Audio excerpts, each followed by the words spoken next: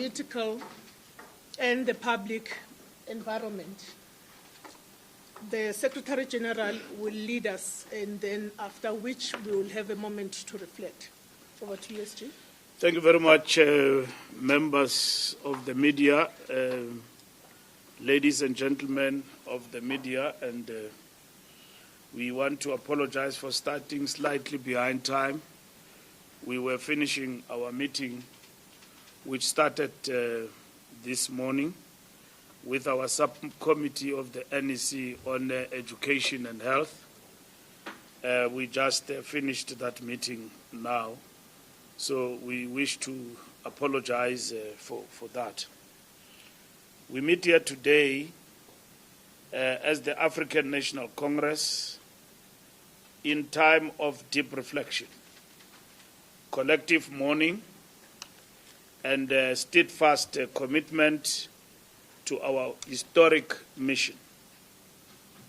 The past few days have brought moments of profound sadness and introspection. Today we speak with clarity, conscience, and resolute sense of duty to the people of South Africa. The ANC joins the nation and the broader progressive movement in mourning the passing of former Deputy President of the Republic and of the African National Congress, Comrade David Dabede DD Mabuza. This is not only a loss for the ANC, it is a national loss. Comrade Mabuza embodied disciplined, humble, and people-centered leadership. A son of the soil, born of rural hardship, he never detached himself from the lived realities of ordinary South Africans. His leadership was quiet but effective, grounded in the ethos of care, dialogue, and delivery. We remember his powerful and principled declaration, I quote, "No child must be denied quality education because he or she is poor and living in a farm," close quote. This was not mere rhetoric. It was a conviction rooted in personal experience and a lifelong commitment to the struggle against inequality. From his time as Premier of Mpumalanga to his leadership in the union buildings, Comrade Mabuza served with strategic calm, unity-building focus, and institutional wisdom. His election as Deputy President of the ANC in 2017 marked a critical moment of renewal and stabilization within the movement. As Deputy President of the Republic, he led interministerial committees focused on land reform, rural and township economic revitalization, and accelerated service delivery. As Deputy President, he also assumed the responsibilities for the South African National AIDS Council, work related to the plight of military veterans, and a host of other issues assigned to him by the President. Internationally, he represented South Africa with quiet dignity and a firm strategic hand. Comrade Mabuza preferred action over attention, solutions over slogans. He was a unifier in moments of deep political uncertainty, a stabilizing force whose legacy will grow in clarity and appreciation with time. The ANC salutes this loyal cadre and faithful patriot who walked with kings but never lost the common touch. The African National Congress acknowledges the sentencing of the assassin of Comrade Comrade Makaka, the assassin by the name of Sibusisa Ngengwa, to 25 years in prison for the murder of Comrade Cindy Makaka. the former Secretary General of the ANC Youth League and a dedicated member of our movement. This sentencing reaffirms the principle that no act of political violence will go unpunished. While no amount of punishment can bring back the life of a revolutionary servant of the people, this ruling sends a strong message that our democracy will not tolerate violence as a means of silencing any voices. Comrade Makaka embodied a generation of courageous youth leaders, and we reiterate our unwavering commitment to eradicating all forms of political violence, safeguarding the right to life, and honoring the legacy of those who sacrificed their lives in service of our national democratic revolution. As we enter Mandela Month, we reaffirm our unwavering commitment to the ideals of a united, democratic, non-racial, non-sexist, democratic and prosperous South Africa. Ideals that guided Utata Nelson Rolihlahla Mandela and that continue to animate the soul of our movement and nation. We call on all structures of the ANC, organs of people's power, civil society organizations, faith-based institutions, and all South Africans to honor Madiba not merely in memory but through deeds, by deepening public service, advancing social solidarity, and renewing the spirit of Ubuntu. Madiba believed in humility, forgiveness, discipline, justice, and unity. His legacy reminds us that leadership is not about position but about service, especially to the poor, vulnerable, and marginalized. Let Mandela Month be a time of national renewal. Let it be marked by practical acts of compassion, cleaning communities, mentoring youth, protecting the elderly, and upholding the law. Let us each be the difference that Madiba envisioned when he said, I quote, "What counts in life is not the mere fact that we have lived. It is what difference we have made to live of others." Close quote. This year marks the 70th anniversary of the adoption of the Freedom Charter, a foundational document of our struggle that continues to guide the moral and political compass of our democracy. While the main commemoration event initially planned for 12 July has been postponed due to the passing of Comrade David Mabuza, our former Deputy President and the Deputy President of the country, the ANC remains committed to a robust program that will honor the brave men and women who convened in Kliptown in 1955. The national dialogue process as part of the National Government of National Unity is a continuation of this spirit, building consensus, listening to the people, and shaping a shared future. We remain resolute that our democracy must always be rooted in the voices and aspirations of the people. Over the past year, the ANC has accelerated its renewal program with greater agency. We have taken bold steps to enforce organizational discipline, combat corruption, and rebuild public trust. More than 92,000 members have completed the Political Education Foundation course, a clear sign that cadre development and ideological grounding are taking root across the organization. We are rebuilding a principled movement, one that places service above self and integrity above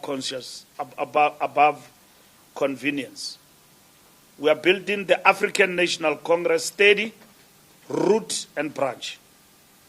We remain steadfast in strengthening the state, improving service delivery, and restoring the legitimacy of the public institutions through ethical leadership and decisive governance.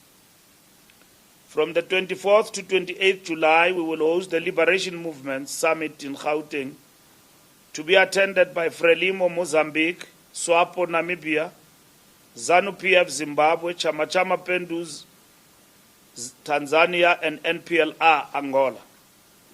This strategic engagement will reaffirm our collective commitment to African unity, development, gender equality, and resistance against neocolonialism and imperial domination. In that spirit, the ANC expresses its deepening concern at the humanitarian catastrophe unfolding in Palestine. We call for an immediate ceasefire, humanitarian relief, and the restoration of basic dignity to the Palestinian people. As the ANC, we stand firm in solidarity with all oppressed people around the world. We remain committed to improving the lived realities of our people through transparent and responsive governance. We commend the Department of Human Settlement for launching a digital housing application system that expands access, enhances transparency, and reduces corruption. We further welcome the acceleration in the issuance of title deeds, affirming the dignity of ownership and security for thousands of families. We also applaud the decisive action by SABC in dismantling a fraudulent UIF claims syndicate. We thank the Minister of Labour and Employment for ensuring that this investigation is followed by systemic reforms. Let it be known, corruption will not be tolerated, crime will not go unpunished. Public funds belong to the people, not to criminal syndicates or dishonest officials. We are encouraged by gains in higher education, including expanding access to universities and TVET colleges, record numbers of graduates, and the inclusion of the University of Johannesburg in the top 500 global rankings. We recognize the role of NSFAS and SETAs in improving access and skills development. However, we do not turn a blind eye to persistent challenges, including administrative inefficiencies, infrastructure taps, and governance failures in some institutions. The ANC is determined to work with stakeholders to address these issues decisively.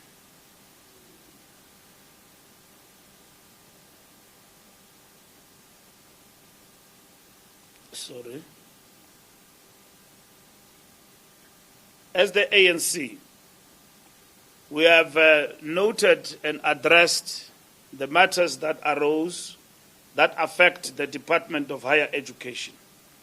With regard, in particular, the matter of the SETAs. The legal framework and ministerial discretion with regard to the Skills and Development Act of 97 of 1998 empowers the Minister of Higher Education and Training in consultation with the National Skills Authority to appoint members of the accounting authorities of sector education and authorities SETAs, including chairpersons, Section 11. Importantly, nowhere in the Act or accompanying regulation does it require the establishment of an independent panel to advise or execute such appointments. The Minister is fully empowered to perform these functions independently. In an act of enhanced governance, in a sincere attempt to promote transparency and broad consultation, the Minister chose to constitute a voluntary unpaid advisory panel staffed by civil servants and an outside chairperson. This was done in good faith to ensure that merit-based and impartial guidance informed decisions in the national interest.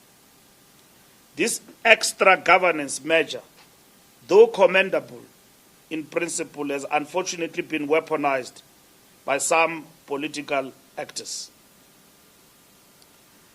The minister approached a respectable advocate, Terry Mutau, senior counsel, to chair the voluntary advisory panel. However, his appointment was never formally concluded due to procedural delays, including the lack of formal engagement through the department's legal services. Despite this, his name was mistakenly included in a list shared with Parliament during a period of heightened legislative activity. Crucially, when appearing before Parliament, the minister clearly stated that Advocate Mutau had not attended any of the panel's meetings. This is a decisive piece of information which directly rebuts any allegation of deceit or misrepresentation. Had the minister intended to fabricate or exaggerate Advocate Mutau's role, she would not have made this transparent and clarifying statement. This detail proves that there was no intent to mislead Parliament, and certainly no malice. Upon becoming aware of the error, the minister promptly apologized to Parliament and issued a formal written apology to Advocate Mutau, personally and in public, acknowledging the mistake and correcting the record. We reject in the strongest terms the Democratic Alliance's opportunistic laying of criminal charges against the minister. The DA's conduct is not grounded in legal principle, but in performative politics. While gang violence and systemic inequality devastate communities in the Western Cape, the DA will rather misdirect police resources toward a political vendetta. In order to preserve the integrity of the process in terms of the sitters, the minister has undertaken to withdraw the entire list of proposed sitter board chairpersons, regardless of merit, in order to preserve the integrity of the process and rebuild confidence in the skills development sector. The minister has decided to restart the process afresh in full compliance with legal provisions and without the influence of the prior panel. Invite broader sectoral participation, including business, labor, and student organizations in the spirit of cooperative governance, a process we fully support as the African National Congress. We have advocated for Minister Nkabane to double her efforts on the following: improved institutional funding allocations to TVET colleges and universities, stabilization of NSFAS disbursements, expanded investment in historically disadvantaged universities, including Fort Hare, UNISA and Limpopo, while UNISA and Limpopo have grown in national standing. Reforms in bursary management systems, science and technology research, and renewed focus on TVET infrastructure. Our final observation is that the SITA ecosystem is known to harbor entrenched business interests, many of whom aggressively lobby for influence and financial opportunity. We caution the public to examine who benefits from destabilizing the appointment process and how often legitimate governance efforts are obstructed by hidden agendas. No law in this regard has been broken, in our view, and no lie was told. But nonetheless, ministers get to be subjected in terms of the checks and balances of our Constitution on such matters to Parliament, where they account. Can it be through the Ethics Committee, where they account? Ministers get to be subjected to Chapter 9 institutions in relation to the public protector. An error was made and owned. That's what we have come across. Accountability was demonstrated by the minister. Corrective action has been taken. Corrective action has been taken. The process has started afresh, and we support a transparent process in this instance that includes, among others, taking into account all sectors. We believe that the minister must continue to serve the people of South Africa with integrity, humility, and a deep commitment to the values of democratic governance. We call on all stakeholders, business, labor, students, and civil society to support the reset process and recommit to building a strong, ethical, and forward-looking post-school education system. The African National Congress takes seriously the recent allegations made by KZN Police Commissioner, Lieutenant General Mkhwanazi. These allegations touch on the very integrity of the criminal justice system and the constitutional obligation of the state to protect all South Africans. We call upon President Cyril Ramaphosa to act with the seriousness and urgency this matter demands. The ANC reaffirms its commitment to accountability, non-interference in law enforcement, and the full protection of whistleblowers, investigators, and officers of the law. We must all work to ensure that the rule of law stands above any undue interference, intimidation, or abuse of power as the African National Congress. We support fully the statement of the President that this matter is receiving attention, and the President will fully attend to this particular matter as it borders on lawlessness, projecting us as a banana republic. But at the same time, it is important that all those matters that have been raised are attended to, and we bring stability in terms of law enforcement in our country as we pursue efforts in the fight against crime in our country. We must raise an uncomfortable but necessary issue, the rise of unethical behavior within sections of the media and the corrosive impact it is having on South Africa's democracy. The ANC is gravely concerned by the growing pattern of what can only be described as disturbing phenomenon where certain journalists are no longer reporting the news but are actively involved in shaping political agendas, settling scores, and waging battles on behalf of those they align with or represent. This is not journalism. It is not political warfare waged under the banner of the Fourth Estate. We respect media freedom. We fought for it, but that freedom must never be confused with impunity. The South African public has a right to expect truth, balance, and accountability from its media, not scripted propaganda manufactured in the corridors of political agendas. The ANC calls on the Press Council, SANEF, media ombuds institutions, journalism schools, and editors forums to act decisively to confront this creeping ethical rot. If they do not, they risk presiding over the wholesale collapse of media credibility in the eyes of ordinary South Africans. As the African National Congress, we stand open to engage with the media in all platforms, as this is a two-way process, as the media seek the truth to give the media what it deserves.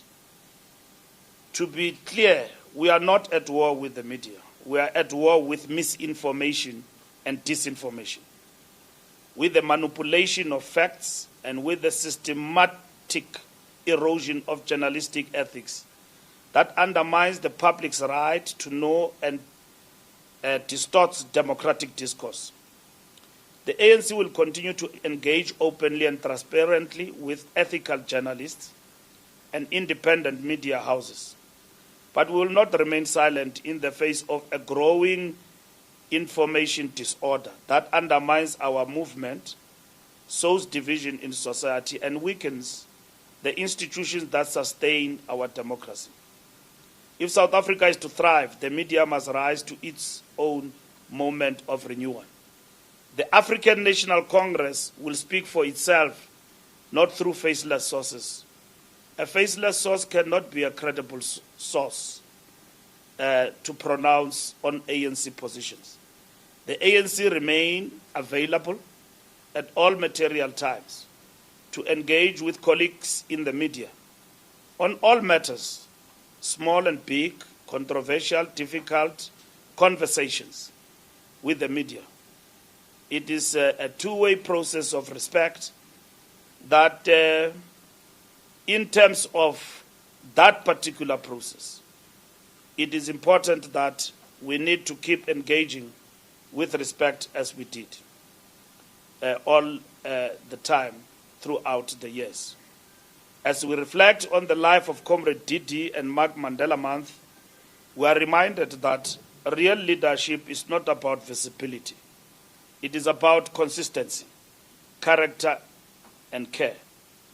The ANC recommits itself to the cause of ethical leadership, clean governance, and the ideals of the Freedom Charter. We do not fail the people who place their trust in us. We dare not betray the sacrifices of those who came before.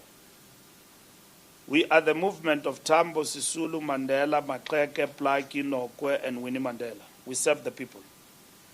We advance the revolution and we move forward as a collective. Thank you very much. Thank you very much, SG.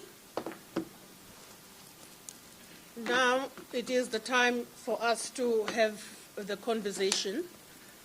I will take questions. I'm looking for hands. Okay, you can see EWN here, and my brother there at the back. Please start, Tabiso.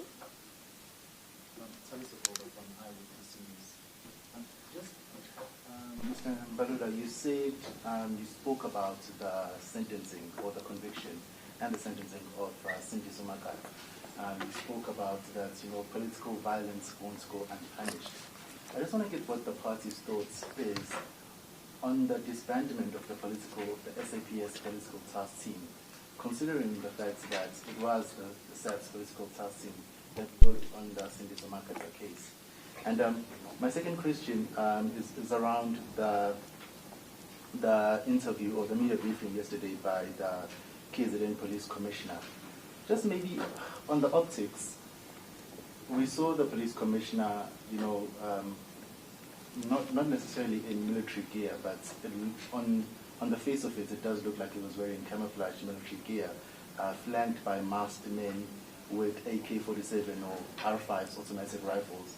Just on the optics of that, what did maybe you make of it when you just saw that in TV? Thank you. Thank you, EWN. Let's continue. Yeah, thank you, Madam Machion. SG, Truth is my name, Mandela News. SG, I'll touch on the issue of the DA and the ANC. Other political parties in the GNU are raising concern of behavior of the DA and the ANC, saying that it seems that the GNU belongs to the ANC and the DA. So what will be your response on that one?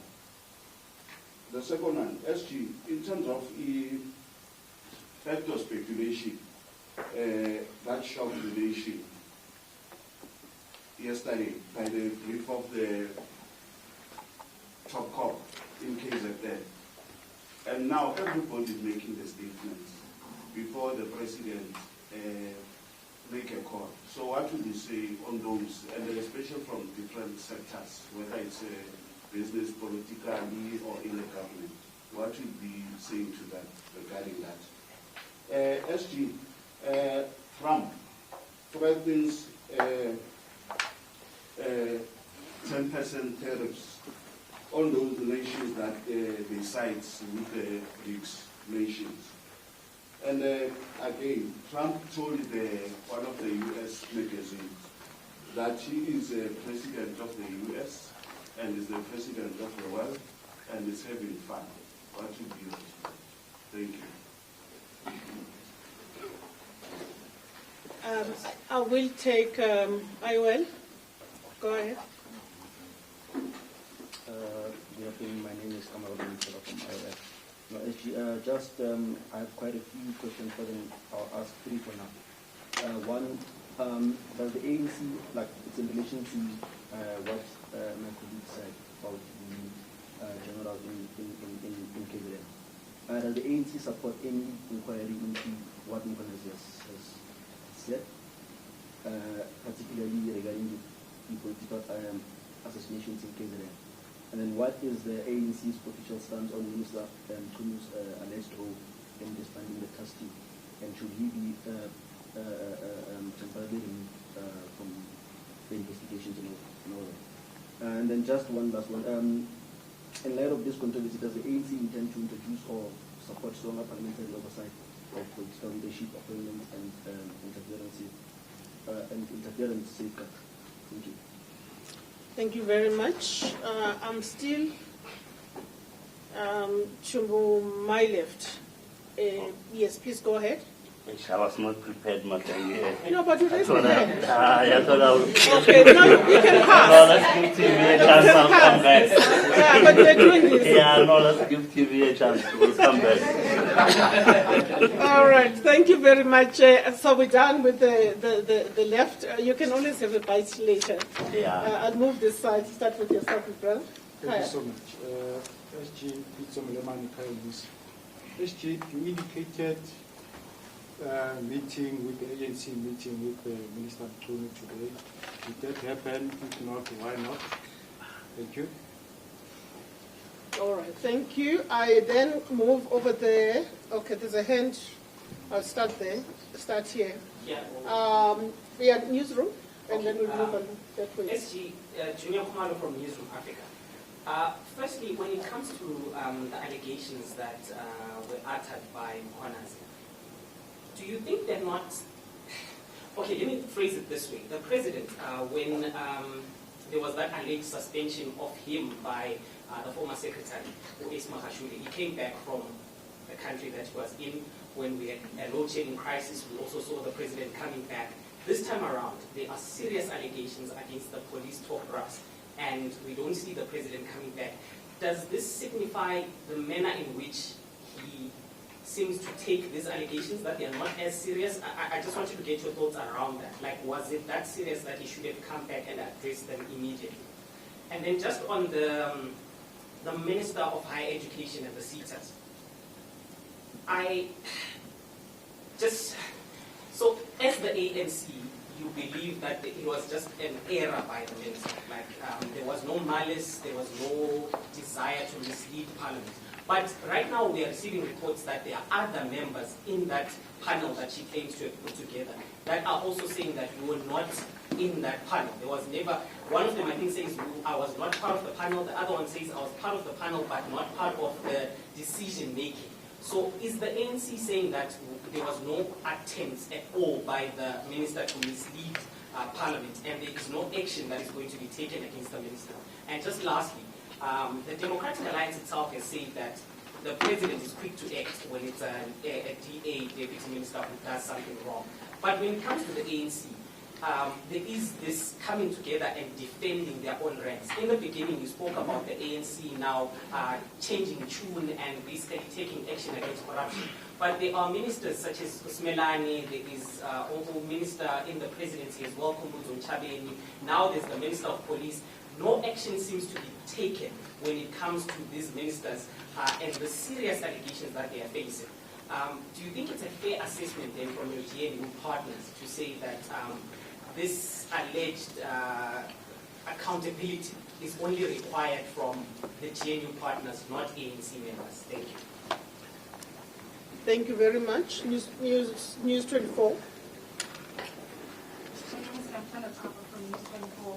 Mr. Mandela, I'm going to start with the Higher Education Minister, but I'm going to bring in the Minister of Similar as well, and now the Minister of Police. Considering that we are told that there are now cases in existence against Mr. Hawks are investigating, according to DA. Are you not concerned about the quality of the leaders that you've deployed to Parliament and how that makes the party look, especially with your endeavors of renewal? And then lastly, I want to ask about, does the ANC have confidence, do you still have confidence in the Minister of Police, given the damning allegations that came with General Mkhwanazi yesterday? Thank you. Thank you very much. Do we have any other hand? All right, SG, I think we can attend to those.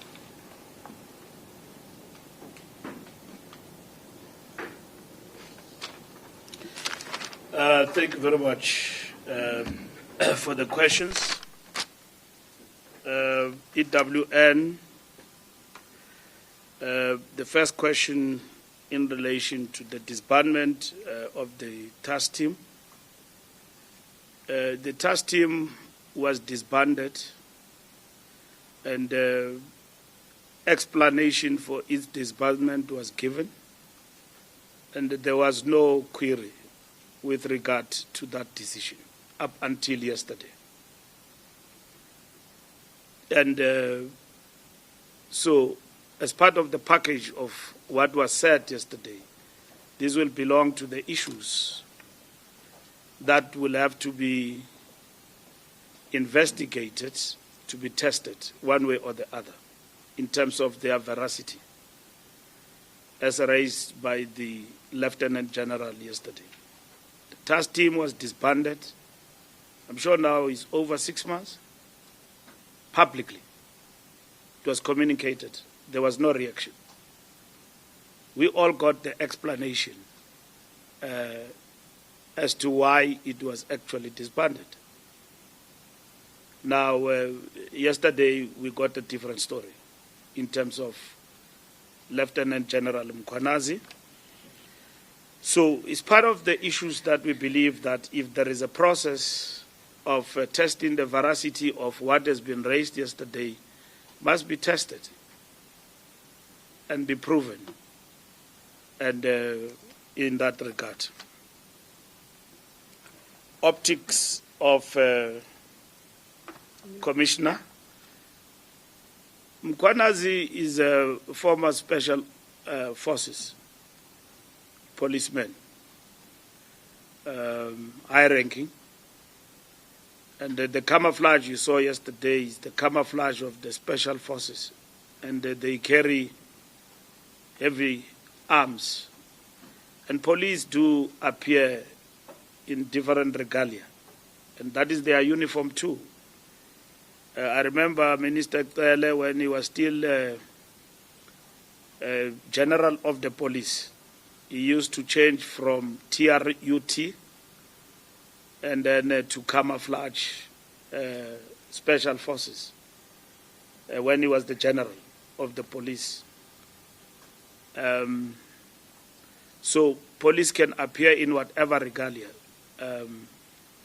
So I think yesterday, in the press conference, the appearance seeked to communicate a particular message in a particular way in this regard, but that regalia in itself belongs to the police.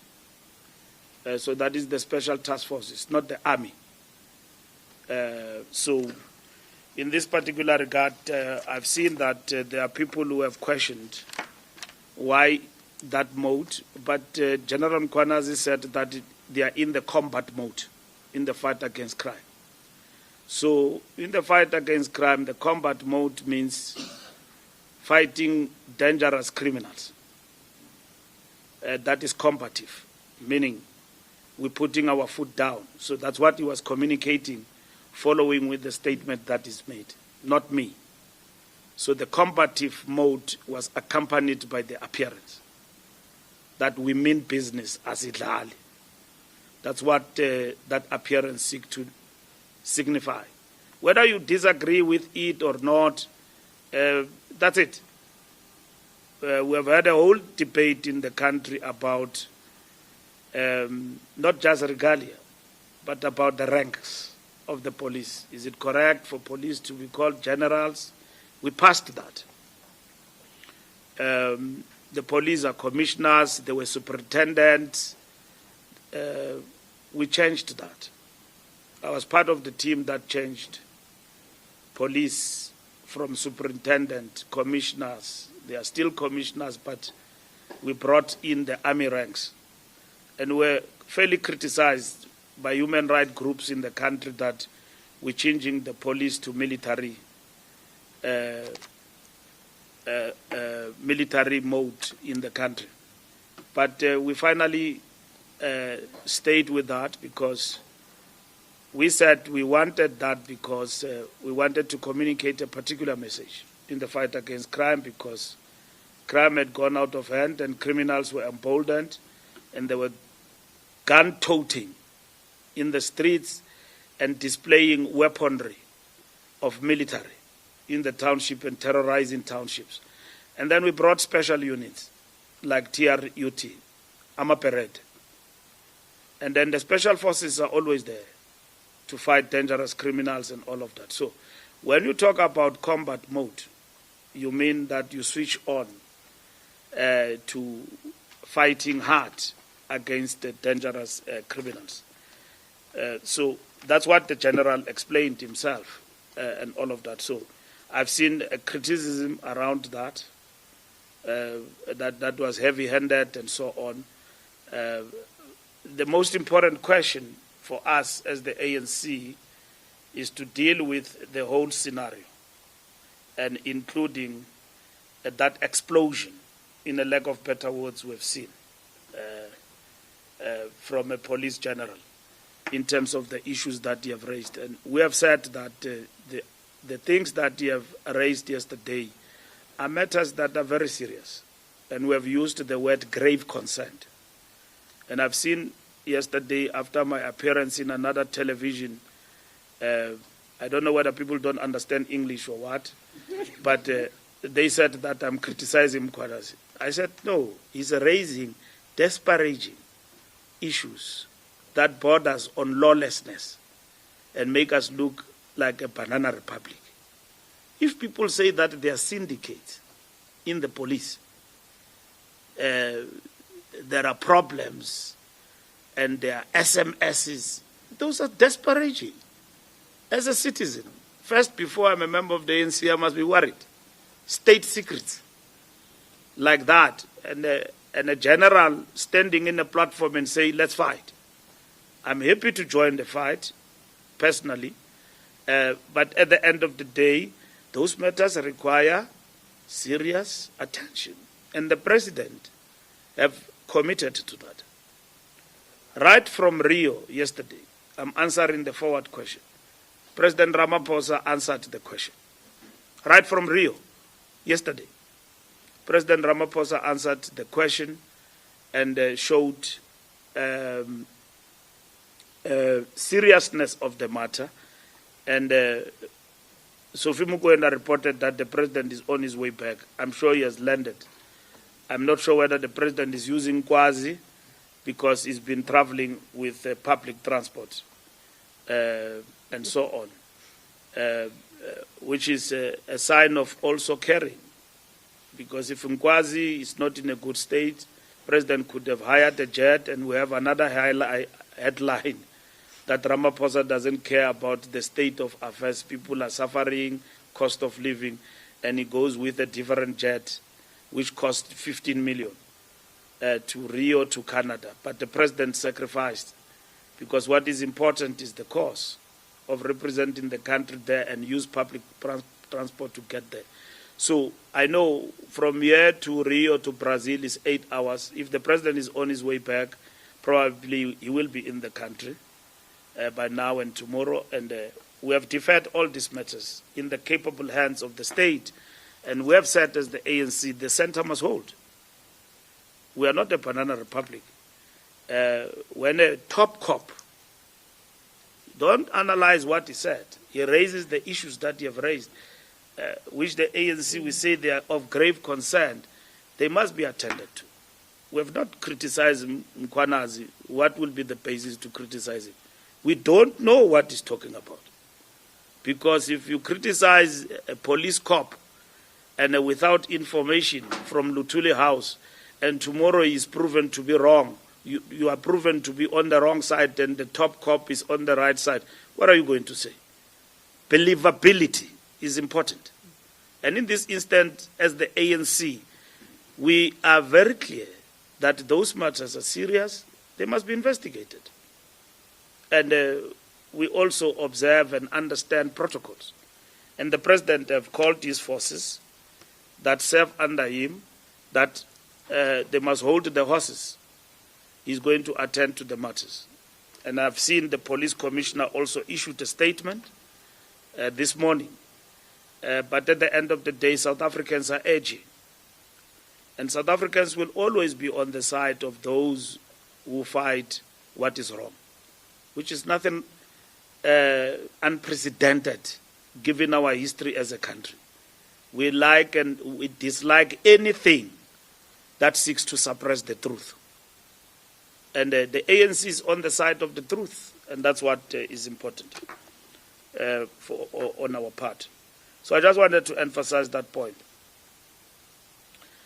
GNU does not belong to the DA and the ANC. It belongs to the people of South Africa. We've got 10 political parties. DA happens to be the biggest political party in the GNU. After the ANC. After the ANC. ANC is number one and then followed by DA. So, and then others follow. So we invited everybody in the GNU. So GNU is not going to collapse because one political party leaves. We have been truthful to the people of South Africa. With our 40%, we have been directed by the voter to share power. And we've got no choice. And if we did not want to share this power within 14 days, we could have collapsed the government and called for the re-election. We did not do that. We went for the route of what the people of South Africa wanted, which is sharing of power. And that's where we are. So others wanted the Grand Coalition, which we rejected out of the window. We chose GNU. And then Grand Coalition will mean a marriage of two political parties, which will be the ANC and the DA. Other political parties shouldn't, in the GNU, be worried about what the DA does and want, because GNU is stronger with all the parties that are participating in the government of national unity. We face challenges together, and the points of difference that we have, we seek to resolve. We have said now that the budget issue, which has become the main test, the major test of this GNU, we need to get together and talk about resetting the pattern, how we want to operate. And those issues that are raised by other parties about their concerns must belong to resetting the pattern, about how we want to operate, because this is not a marriage of the two political parties. It's with everybody. And we agree with that particular point. Statement of the top cop, we reiterate our position that the president and the state must deal with those matters. The center must hold. We can argue every aspect of what General Mkhwanazi have raised, for and against. That's not the way to go about to address a very volatile situation like that.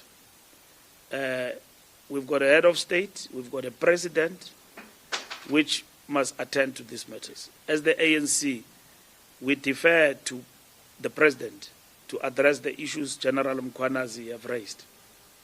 And we will,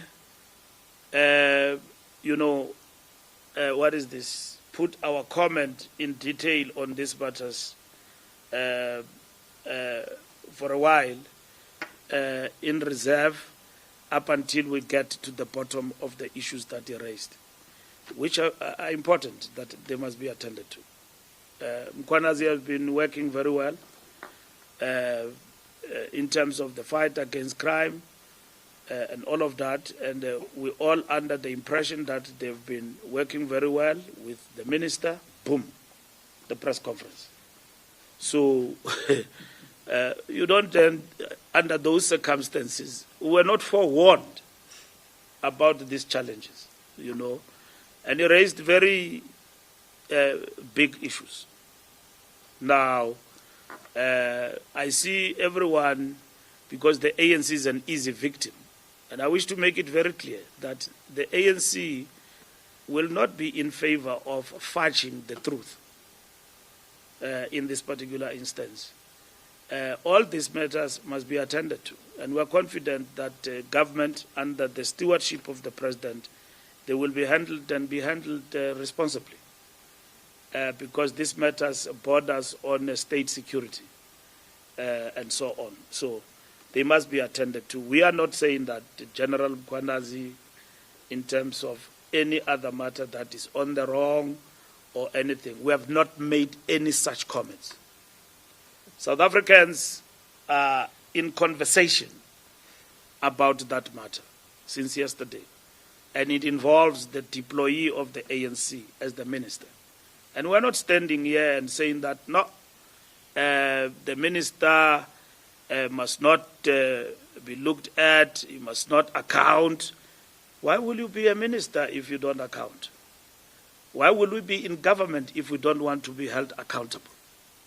And the minister's statement also is very responsible, because the minister said that as much as he dismisses what General Mkhwanazi says, but he equally subjects himself to the process of accountability. Now, there's only one boss in that government, which he was given that status as the chief executive of government, is the president. So any responsible person will defer to the president with all powers vested on him to attend to those matters. And the president have committed to attending to those particular issues. And we can then deal with what the president is going to do about these issues. Today I don't know whether it is correct, truth, General opened a case against the minister. So it can tell you where we are going. So we need to address these issues. We were there before as this country, and these matters were addressed, where state institutions were threatened, intelligence, police, and all of that. And eventually some of these issues were addressed, not adequately, but we were here before. So when we are faced with challenges like this, that is the test of leadership. And in this particular instance, we don't want to bring confusion and make suggestions that are unrealistic. Parliament must do its job. Why should they ask permission? I hear the question that should Parliament investigate? Parliament must do what it is within its realm to deal with matters as they arise. They must do their job. They don't need permission from a political party. They must process these matters in the context of Parliament and hold people accountable, and then get to the root of these issues. So there's the executive, the minister, and then the president, led by the president, and there's Parliament. On the other side, political parties and public representatives, there are checks and balances there. Our constitution is stronger because we've got Chapter 9 institutions that nobody is above the law. Anyone can be subjected to that. So in this particular instance, I can see the issues you are raising, that matters have been raised about so and so, and then the guillotine must fall, and all of that. So in this particular instance, let's follow the processes as the ANC, which we believe must be followed. That must be outlined at a later stage. I'm not going to comment about President Trump. Probably there is a statement on Twitter as we speak now. So if I were to comment about President Trump, I won't finish this press conference. There are many comments that he makes all the time. And so I'm not going to comment about that. IOL, does ANC support any inquiry? We have not reached that point. The matters are serious. They must be attended to. Whether that will lead us to an inquiry on the matters that have been raised, it's a question that we can answer only as and when it's part and parcel of the solution or the process outlined from the side of government in dealing with this particular matter. The position on Comrade Senzo, we have not met with Comrade Senzo, and in this particular instance, and I'm fully confident that he will engage with the leadership of the ANC, and in particular Luthuli House, on the disparaging allegations that have been made. He owes it to the ANC. He doesn't have to be commanded about it. The ANC itself has got its own processes. Integrity Commission and all of that. So there's officials of the ANC. He will brief us as a deployee. But at the end of the day, where action must be taken is in government. It's not in the ANC. And the ANC would like to see action taken on the matters that have been raised in whatever form, in terms of dealing with the issues, which many South Africans are anxious about at the present moment. And others are in defense, and they've already decided that Senzo is guilty. Alderam Patam says you must look at things in two sides. So give another one also the side of the story to be listened to. Like I said to you, we are all here. We have been praising the minister, doing great job. All of you, as journalists, you were on the ground. Have you ever seen this coming? That there is a problem between the minister and generals and all of that and the sort of things that were said yesterday? None of us will say we know. But we could see signs of something going on when there were arrests. They started arrests. I was in the police. Once top cops get to arrest each other, then I know there's a sign of something there. There's a problem. I was there in the police. I dealt with crime intelligence. I can write a book about that. Maybe part of this white hair is part of... I dealt with a lot of people there. Many people I dealt with there, and all of that. But the center must hold. We can't have our country projected like as if those who are responsible for our lives and law enforcement and the rule of law, which is a cornerstone of any democratic state and the national democratic revolution, must be upheld. And these actions are not giving us confidence. And you cannot expect the ANC then to say that, no, these activities are giving us... Yes, crime is there. But we have always had the belief that things are turning for the better. And Comrade Senzo have been doing very well with these cops. And you yourselves, as media houses, have been full of praise of Mkhwanazi, Senzo. Both of them. From all quarters. Boom, there is a bomb. There is a problem. Now, this explosion must be understood properly. Whether it is a grenade or it's a natural gas or whatever that it is, it must be properly examined. And the president will attend to it. we are confident as the ANC that the President will attend to it, and that's where it belongs. If Parliament want to act in terms of its parliamentary oversight, Parliament can be given command by us. They must decide in Parliament, as they do every day, hold everybody accountable. And I'm certain that the National Commissioner will appear before the portfolio committees and all of that. If they want to establish an inquiry themselves, they will look into those matters as Parliament. And as the ANC, we are not only represented, we are right there in Parliament. And so we will pronounce on those matters in Parliament in relation to these issues as to what needs to happen. We have not met with Comrade Senzo, but we will meet with him, and then he will take us on board in terms of some of the issues. But we think that the first point of call is the President, the person who have given him the task to lead the Ministry of Police. Junior, I've answered the comeback of the President. The President is probably here now in South Africa, and that is it. So I've seen from Sophie Mkhwanazi that the President is on his way back, not because of anything else, because the summit is over. Should the President have come back for this? I mean, this happened yesterday. So the President was already in Brazil. This is not like load shedding. This was a lightning.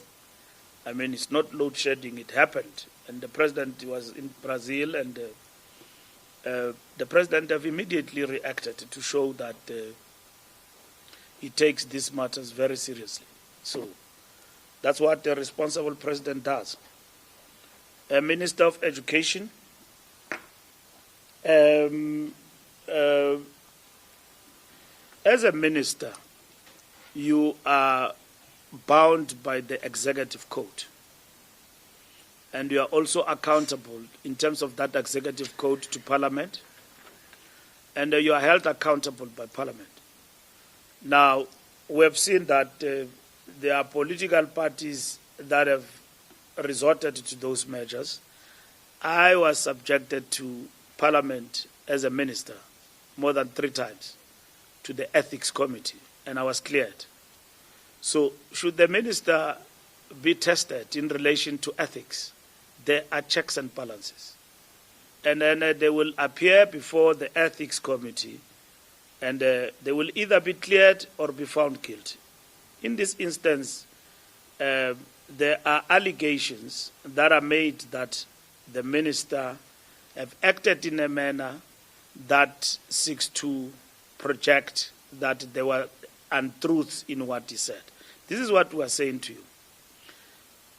Did the minister lie? We say no, it didn't lie. She went to Parliament and gave the information. As to whether she lied in the process, that matter by other political parties is being tested. Now, the minister, once accounted, have actually resorted to a process of restarting the process, and accountability was demonstrated, and that corrective action has been taken. This process, all of it, of the sitters have started from afresh, and that the Skills Development Act of 97, of 98, empowers the Minister of Higher Education and Training, in consultation with Skills Authority, to appoint members of Accounting Authority SETA, including chairpersons. So the law is very clear in terms of this matter. And in this particular regard, an error in our view was made in this particular regard, and that has been fully accounted for. So if others say that Minister, have not admitted to the errors. You have not apologized. He's a liar. There are checks and balances and accountability processes in government. You are saying that Tembi is a problem because it's mentioned, you talked about the Hawks. I don't work with the Hawks. You know the Hawks. Say there is a docket and all of that. That process must unfold to its logical conclusion and then make a determination about whether indeed there was wrongdoing on the part of the minister. And that is what must actually follow. But equally, on our part as the party, Tembi has appeared before the Integrity Commission, and the Integrity Commission have done its work and will report to the NEC next week. And we'll give you a report after the NEC as to what does, if there is a report on Comrade Tembi, what does that report say and what is the resolution of the NEC on that matter. We have reported to you that matters of this nature, in terms of the ANC, are handled by the Integrity Commission. So there is nobody who's spared in this regard on matters of integrity of the ANC, including Comrade Tembi. That matter is in the Integrity Commission. The report will be submitted to the NEC as it is required by the Integrity Commission, and the NEC will deliberate on that in terms of the report. And then you then start raising a whole lot of other people, and Chaveni and many others, and so on and so on and so on. In reality, there is nothing in relation to the people who are mentioned that can come to head that there is sort of action that is required against them. First, they've not been arrested in this particular instance, and they've not been found guilty in any court of law. We don't even wait for that as the ANC. You are arrested, you step aside. They wouldn't be ministers if ever they were found on the wrong side and they have to answer one way or the other before the courts of the country. But the projection that the ANC is inept, does not act on matters based on allegations is incorrect. We're acting every day, and we subject ourselves even to scrutiny on our own, even beyond the limits of the constitution of the country. Many political parties and individuals here, they will tell you that when they are arrested, presumption of innocence. In the ANC, we have perfected that. If you are arrested, you step aside. And it has happened, and it is happening on a daily basis in front of you about individuals. This thing that we are complicit in as a party to the protection of wrongdoing, maybe in the past. At the present moment, we're carrying out our renewal project. Maybe in the past. And that is why, as the party, even in our manifesto, hence people voted for us, we said that at some point we veered away, and then we are on the comeback. And on the comeback is not going to be easy because the believability among our people is what is important. People want to see more action than any other thing. There is Zondo Commission, people are not arrested, you blame it on the ANC. And we have said that we support the capacitating of state organs in the fight against corruption. It doesn't matter.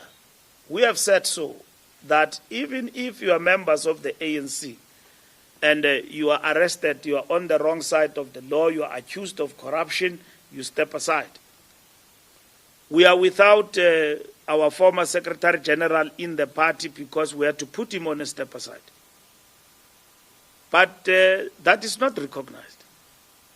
Who in the ANC today, I'll ask the question, is in the courts and is not on step aside? In the past, you used to see people of the ANC going to courts with T-shirts supporting people who are accused of wrongdoing. Have you seen that in the past 5 years? It's gone. Tell me renewal is not grinding. In the past, Mbalula is arrested, there are people singing Lendu Yenzayo Ailunga in the courts everywhere. You can accuse us of ineptness in certain areas which we will admit, and we have said that we are building a party, root and branch. We have effected renewal in the organization and implementing it effectively, including to our members of the organization. Now,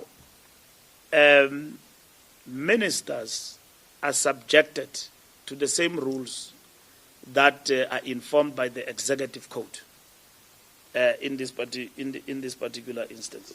So we need to follow that. All what we are explaining about Mkabai, we are saying to you that the minister went to the portfolio committee, explained herself, told what she can tell, where she made mistakes. She was clear and apologized before the committee and admitted to errors. It did not end there. The corrective action has been taken. And that is why we're saying to you that the DA position of charging the minister with perjury, we reject it. And in strongest terms, because to us it's performative politics. It has got nothing to do with the truth. But anyway, they can take it further. It's a democratic country. They've got the right to do what they do. It's performative politics. You can go and open a case against somebody in a court and all of that. But where is this charge? That the minister has not acted in a manner that seeks to do things right in a way. She has appeared before that committee, and they've taken her to ethics now, right? They've taken her to ethics. Let these things that she told, the lies, be tested then. Ministers, that's where they are subjected to. But we also outline what are the issues in terms of the education sector.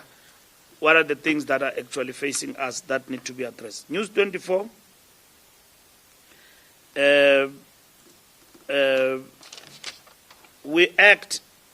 President will act against any other minister in government. That is his prerogative, and he will inform us as the party. If he have decided to do so, he can, and he will. But the opportunism where in which, in the ANC, ministers get to be guillotined. I'm using an extreme word, guillotine. And they don't even get to be told why. The DA, they were told why. Their deputy, and they were told that they give us somebody. They wanted to collapse government on the basis of that. And then they started to pinpoint fingers to their colleagues in cabinet and all of that. We can say a lot of things about ministers in the GNU who come from other political parties, and on the basis of that, we make inflammatory statements. That's not the way to deal with issues. So that's what is important to us. The ANC will not defend any wrongdoing. We'll go to the bottom of this, and all our ministers in government, not now, even before, must be subjected to processes of government in terms of good governance, either in Chapter 9 institutions, even in Parliament. They must account.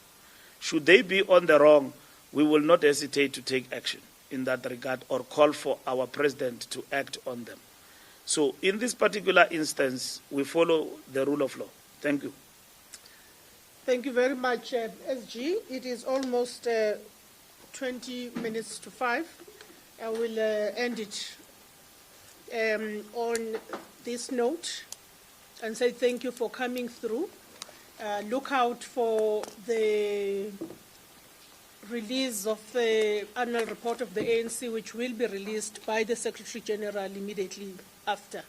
And we will share the report with members of the media that details the performance of the ANC and the progress that's been made in the renewal of the ANC in the past financial year. Thank you very much, members of the media.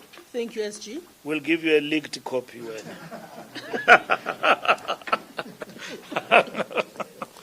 Ubobuza imibuzo Fondini. Ubuza ngamva. Wena ufuna umamela abanye and then you come after. Ubadi ufike kuqala apha.